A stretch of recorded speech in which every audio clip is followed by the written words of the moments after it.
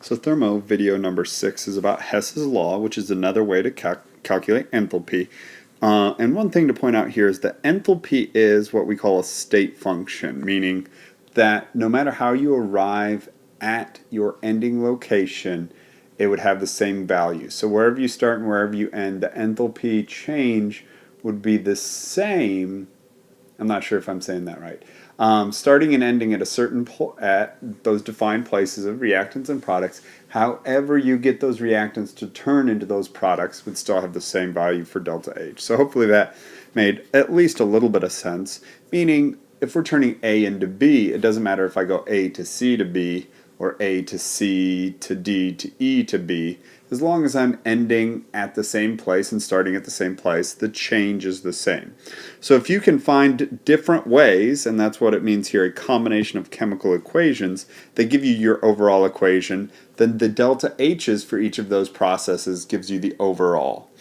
So we've got some ideas here, and these apply to Hess's law, but these, the last two, or I guess the middle two, apply to any equation, whether you're doing a Hess's law situation or just trying to understand thermo and enthalpy. So what's always going to happen, and I'm going to look down at number 10 as the example, is you're going to be given an equation that's your goal. So these are our reactants, these are our products. We're trying to find the delta H for that. And then you'll be given some other equations that have some of those same chemicals in them with a delta H given. So what you end up doing is rearranging these given equations to get the one you're trying to make. So you've got some flipping around, some doubling, some cutting in half, lots of different things that can happen. But you want these things to end up so they're in the right location down here. And I'll go through that with the example in a way that hopefully makes a little more sense. But sometimes what you have to do is reverse an equation. And if you take an equation and you flip it around, what happens is the bonds that you used to be breaking, you're now making. The bonds you used to be making, you're now breaking. The things that were reactants are now products. So the whole idea of what was endo and exo gets switched around. So if it was exothermic and negative delta H, it becomes endothermic with positive. If you end up needing more of a reactant or product, you would double the whole equation to get more of that. And you end up multiplying the delta H value by whatever coefficient you multiplied it by, because these are in kilojoules per mole. If I have 2 moles, it's twice as many kilojoules. Then what we're doing is just kind of double checking, making sure that everything worked out the way that we wanted it to. So as we look at number 10, we'll zoom in a little bit here. Look at the equations that it gives us and the equation we're trying to find and see if we can't figure everything out here. So we want an equation where we have carbon monoxide and 1/2 of a mole of oxygen as reactants and carbon dioxide as our product. And as we look at the given equations up here, some of the things that we see is that CO is one of the things we want. CO only appears in this equation. CO2 is one of the things we want. CO2 appears right here. Oxygen is in both equations. And then there's some carbons up here that we don't actually want. Well, as we do this, we're thinking about what we have, what we want, the values that we're given. We take the things that appear in only one equation. We deal with those things first. So CO, carbon monoxide, is only in the first equation, but instead of being a reactant, it's written as a product. So what I do is reverse this equation. It is really good to pay attention to and even probably write in the states of matter. Sorry, that's supposed to be not H. But as long as you're paying attention to it as you're doing work, you're going to be fine. So what I did here was I wanted my CO to be a reactant like it is in the equation I'm trying to get to. In the given equation, it was a product. So I rewrote that equation, totally reversed, CO on the left, the reactants, carbon and oxygen on the right. And doing that changed the value of my delta H from negative to positive. The second equation has carbon in it again, it has oxygen in it again, and it has the CO2 that I'm looking for. And this time the CO2 is there, and there it's on the product side, so I don't have to flip it around. So I end up just rewriting this equation. And as you're doing this, if this were a multiple choice question, you write as much or as little work as you need in order to make sure you get the answer. But if it's free response, it's really important that you're writing out the things like what I am writing out. So now we have our CO2 in the right place. We've got our CO in the right place. We still have some oxygens to deal with. There's oxygens here and oxygens there. So I think in blue, I'm going to sum these equations up. And that means everything that's a reactant for both equations and everything that's a product for both equations, I'm going to turn into 1. So I'm going to have CO plus C plus O2 makes C plus 1/2 O2 plus CO2. So I have this equation, which doesn't look exactly like the given equation here, but it's got many of the things in the right place. And then as we look at what is on the left and the right, we see that there's 1 mole of carbon solid here and 1 mole of carbon solid there. So just like with redox and net ionic equations, if the reactant appears exactly the same on the product side, it's not undergoing a chemical change, and we would cancel it out. It is not participating in the reaction. The CO is good, the CO2, those are two different things. But here my O2, I have 1 mole and 1/2 mole. So we could really think of this as a half O2 and another half of an O2, yielding a half of an O2. And 1/2 and 1/2 would cancel out, so that's totally gone. And this becomes a half of an O2.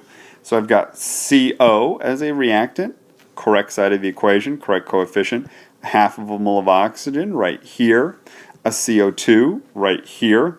So all of that work, the purpose that it served was to find out the delta H. Well, when I put these two equations together, they gave me the reaction I wanted. So when I put these two delta H's together, they actually give me exactly that value, the one that I want. So that's what we're doing here. We're taking given equations, rearranging them, putting them together in different ways so that they sum to the equation we're trying to get to. And when they do that, then we know that we can sum their delta H's to get the overall delta H. So hopefully that made sense. The first one's kind of a simple, straightforward example, whereas the next one we've got a little bit more going on, but still the exact same principles. And there we are with our second one. The overall equation we're looking at, once again, is given. We've got graphite and hydrogen making, I believe that's acetylene, C2H2. And we have 3 equations this time. So we may use all 3, we may not. That is something you'll see every now and then where they give you an equation you're not going to use just to make sure you know what you're doing, that you're not going through motions, but you can understand and apply things. We've got graphite. Okay, so graphite appears only in one place. Hydrogen, that appears only one place. C2H2, that appears only one place. Some things are on the correct side. These are already reactants like they need to be. Some already have the correct coefficients like hydrogen, but the C2H2 needs to be a product. The graphite needs to have a 2 on it. So we do have a decent amount of changes that we're going to be making here. So I'm going to zoom in so we can get as much as possible. I'm even going to cut the units off of these so we can get a little bit bigger. And recopy, not recopy, just copy down our work. So we want graphite as a product, but we want, a reactant, but we want 2 of them. So 2 carbons plus 2 oxygens makes 2 CO2s. If or when that happens, we double the delta H, but it's still exothermic, so it's 787.0. Everything in this one, and I'm going to write it up here, the first one's times 2. The second one, we have hydrogen and a half a mole of oxygen making H2O. We just want 1 mole of hydrogen, so that one's already good to go. So we rewrite it exactly the way that it's given. We rewrite the delta H exactly as given. Put my decimal in the wrong place. There we go. So then we'll just kind of give that one a check mark. So what that's supposed to be. We didn't do anything to it. But the third one here, our acetylene, C2H2 is a reactant. We want it as a product. It's got a 2. We want it as a 1. So this equation is going to be reversed. So CO2 and H2O become reactants, but I cut them in half as well. 2 CO2 and one H2O. So just H2O. The product, the things which were reactants become products, C2H2 cut in half. I'm going to just call it 5 halves, which would be 2.5 O2s. That changes this value. Let's go up here.